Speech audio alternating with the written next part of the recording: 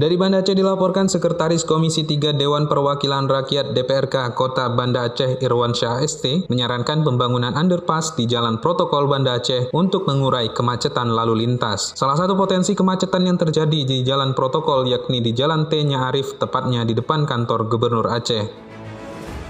Hal itu diungkapkan Irwansyah di sela-sela kunjungan kerja lapangan Komisi 3 dengan mitra kerja dari Dinas Perhubungan dan Dinas Pekerjaan Umum dan Perumahan Rakyat atau PUPR Kota Banda Aceh, Kamis 28 Mei 2020. Menurut Irwansyah, kemacetan itu terjadi ketika lalu lintas kendaraan dari Jalan Panglima Nyak Makam menuju ke arah Darussalam atau dari kawasan depan kantor Gubernur menuju Jalan Panglima Nyak Makam. Potensi macet yang besar di depan kantor Gubernur. Dari Nyak Makam yang tidak ada sambungannya, tidak ada jalurnya, ketika dari Nyak Makam ini menuju ke Darussalam atau dari kantor Gubernur ini menuju ke Nyak Makam. Putaran U-turn inilah yang kemudian membuat banyak terjadi kendaraan-kendaraan yang kemudian beradu.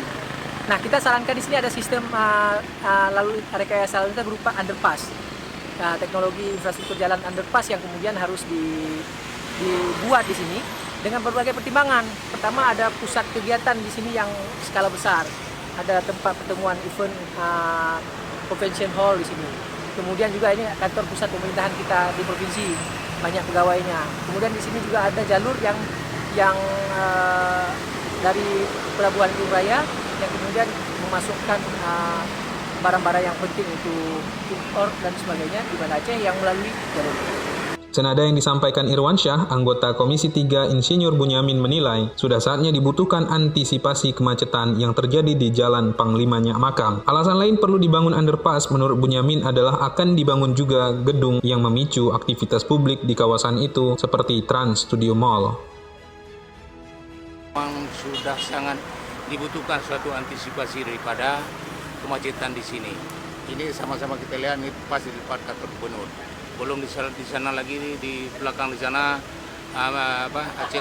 Banda Aceh Convention Hall.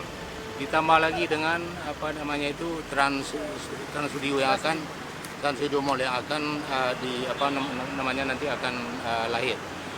Itu sudah sangat terasa. Belum lagi pada hari-hari biasa mobil-mobil tangki, mobil dan mobil intercooler yang membawa semua material ke sana, ke pelabuhan yang sangat-sangat meriskankan terhadap kemacetan.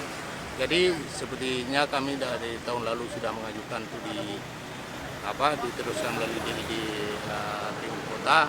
Hari ini kita mencoba terjun bersama untuk menyikapi supaya untuk segera dilakukan pembenahannya.